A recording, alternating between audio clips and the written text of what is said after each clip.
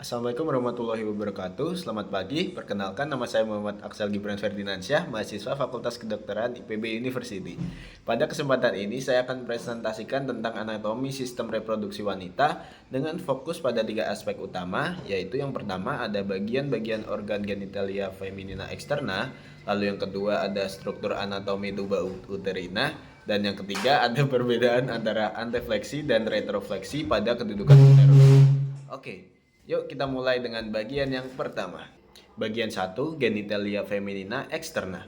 Genitalia eksterna wanita atau vulva merupakan struktur reproduksi yang terlihat dari luar tubuh. Bagian-bagian dari genitalia eksterna wanita meliputi yang pertama, mons pubis. Mons pubis atau mons veneris adalah bantalan jaringan lemak yang menutupi simfisis pubis. Bagian ini ditutupi oleh rambut pubis setelah pubertas. Fungsinya adalah sebagai pelindung dari tekanan saat bersenggama dan aktivitas fisik lainnya. Selanjutnya ada labia mayora. Labia mayora atau bibir besar adalah dua lipatan kulit yang memanjang dari mons pubis ke perineum. Bagian luar ditutupi oleh kulit dan rambut pubis, sementara bagian dalam lebih lembab dan mengandung kelenjar sebasea dan kelenjar keringat. Fungsi utamanya adalah melindungi struktur genital yang lebih dalam. Lalu ada labia minora. Labia minora atau bibir kecil adalah dua lipatan kulit tipis yang terletak di dalam labia mayora. Tidak seperti labia mayora, labia minora tidak memiliki rambut dan mengandung banyak ujung saraf, pembuluh darah, dan kelenjar sebasea. Labia minora bertemu di bagian anterior membentuk prepucium klitoris dan frenulum klitoris. Klitoris. Klitoris adalah organ ereksi yang terletak di pertemuan anterior labia minora.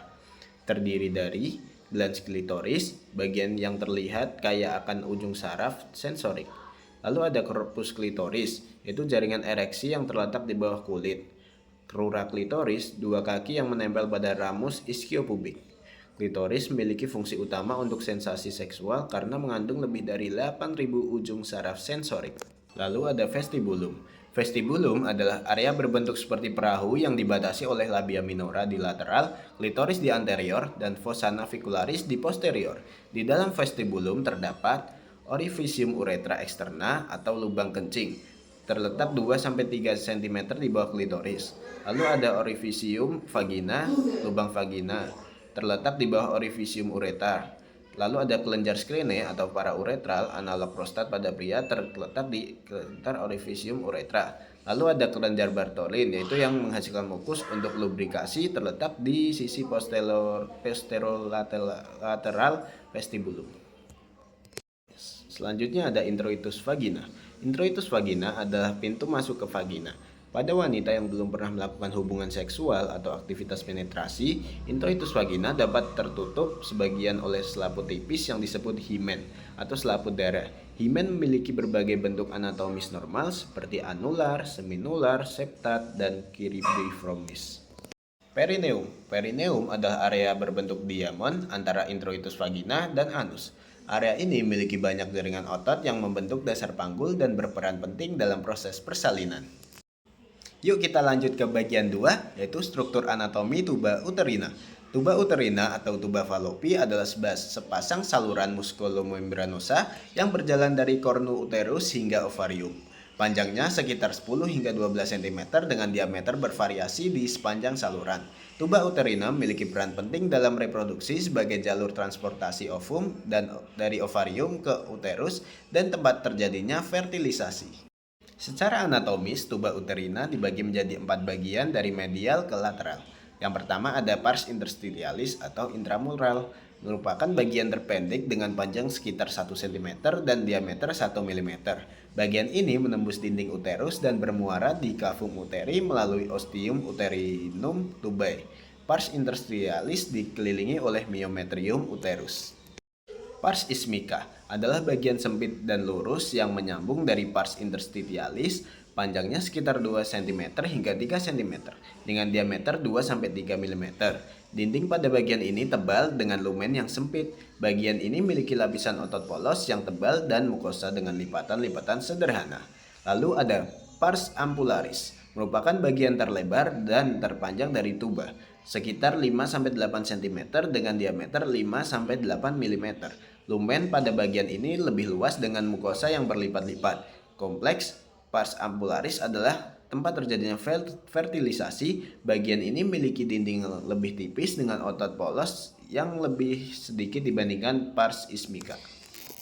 Pars infundibularis atau fimbriae. Bagian terluar dari tuba uterina berbentuk seperti corong yang berujung pada fimbriae. Fimbriae adalah tonjolan berbentuk jari-jari yang mengelilingi lubang tuba atau ostium abdominale tubale.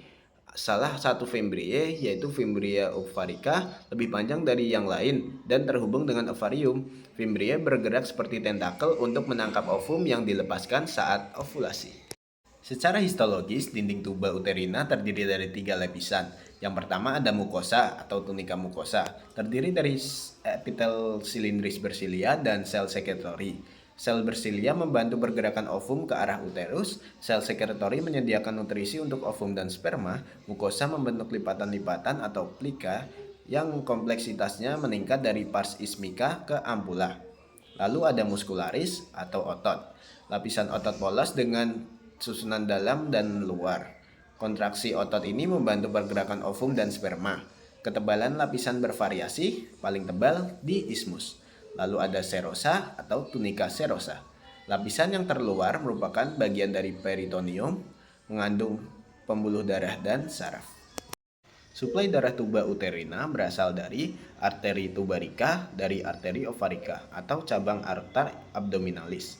Arteri tubarica dari arteri uterina atau cabang arteri iliaca interna.